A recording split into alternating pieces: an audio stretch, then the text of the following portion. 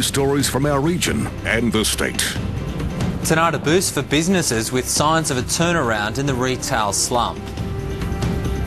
Christmas tragedy, a man dies in hospital after being pulled unconscious from the surf.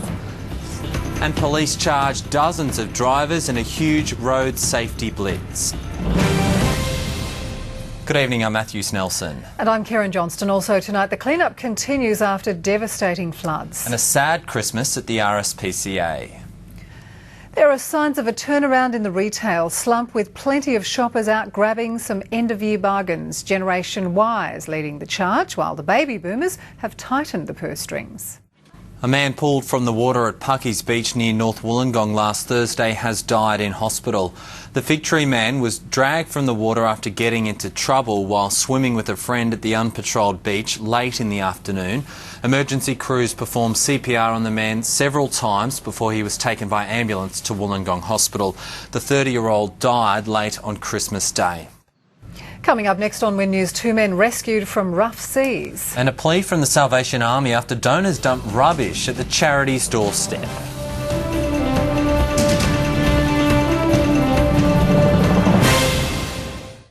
Two men have been rescued after their boat capsized off the south coast at Churros Heads this morning. The alarm was raised after the men were seen struggling in the water.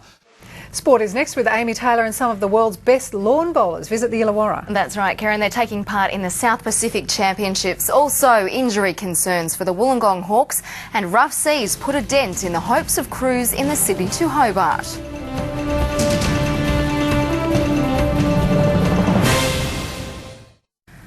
Rough conditions and a strong southerly wind off the New South Wales south coast have claimed several victims in this year's Sydney to Hobart yacht race.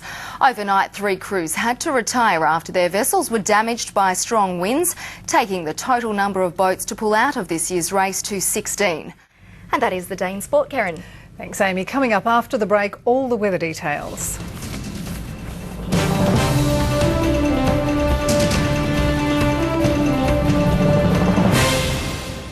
A fine, mostly sunny day made for a welcome change across the state and the ACT. Taking a look at the satellite photo now.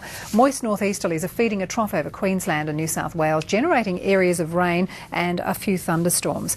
On the synoptic chart, moist northeasterlies will continue to feed into troughs in the east, bringing widespread showers and storms to northern parts of New South Wales.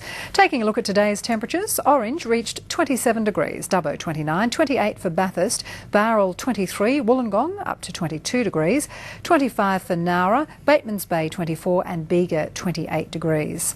Goulburn up to 27, a top of 29 for Canberra, Wagga 35, Griffith 34, 37 in Hay and Albury 35 degrees. Checking the forecast now for the central tablelands, isolated showers tending scattered in the north with light east to southeasterly winds. For the Illawarra and Southern Highlands, more rain with some isolated thunderstorms through to New Year's Day, similar on the south coast with showers and storms expected. For the Riverina and MIA, much drier conditions expected, fine and sunny with light east to northeasterly winds. For Canberra, fine, partly cloudy at first, then sunny with moderate east to northeasterlies. And on the waters, seas are running at 1 to 1.5 metres on a similar swell. The first tide tomorrow is a high at 6:31 in the morning. The low comes along at 1:24. Checking tomorrow's temperatures across the state and territory. Orange 10 up to 24 degrees, 16 overnight in Dubbo up to 28, 11 to 26 degrees for Bathurst. Bowral can expect 23, 18 tonight in Wollongong to a top of 22 tomorrow. Nowra 14 to 26, Batemans Bay 14 to a top of 24.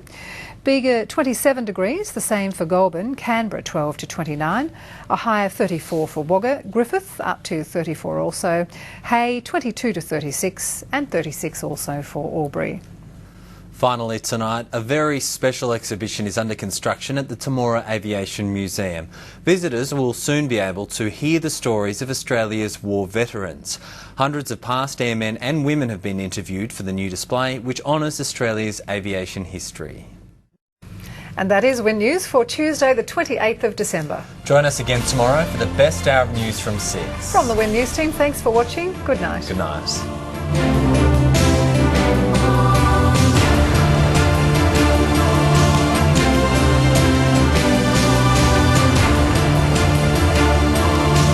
This has been a Win News presentation from Win Television, Australia's largest commercial television network.